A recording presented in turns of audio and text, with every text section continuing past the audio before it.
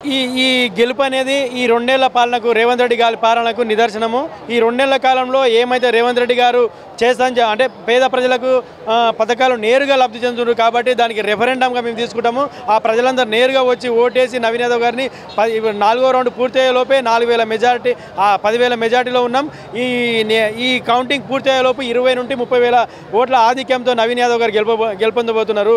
రేవంత్ రెడ్డి గారికి మా యాదవ్ సంఘం తరపుకెళ్ళి ఒక విజ్ఞప్తి, ఎందుకంటే మేము తెలంగాణ రాష్ట్రంలోని 10 to 12% ఉన్న యాదవులందరికీ మా యాదవ్ ప్రజలందరికీ మా రిప్రజెంటేషను మా యాదవ్ నవీన్ గారికి మంత్రి పదవి ఇవ్వాల్సిందిగా మా యొక్క విజ్ఞప్తి। ఎందుకంటే ఒక దురంకారంతో మా యాదవ్ బిడ్డని రౌడీ అన్నాడు। రౌడీ కాదురా సన్యాసి, ఒక మంత్రి నీ అసెంబ్లీలో కూర్చోవడం కాదు, మంత్రి మండలిలో కూర్చొని నిర్ణయాలు తీసుకునే వ్యక్తి అని చెప్పి వ్యక్తి అనిపించే విధంగా మా నవీన్ యాదవ్ గారికి మంత్రి పదవి ఇచ్చి రేవంత్ రెడ్డి కల్వకుంట్ల కుటుంబానికి చెప్పు దెబ్బ కొట్టినట్టుగా ఉండాలని మేము కోరుకుంటున్నాం।